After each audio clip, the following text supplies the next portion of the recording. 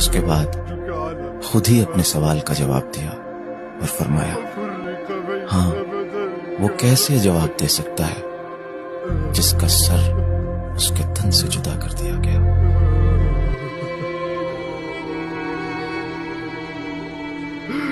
فأشهد أنك ابن النبيين وابن سيد المؤمنين.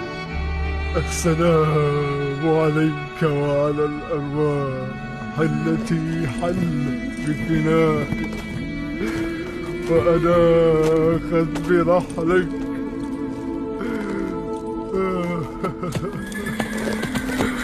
السلام عليك يا أبا عبد الله. السلام عليك يا أبا عبد الله. उसके बाद जाबिर सलाम के चंद जुमले बोलने के बाद फरमाते हैं,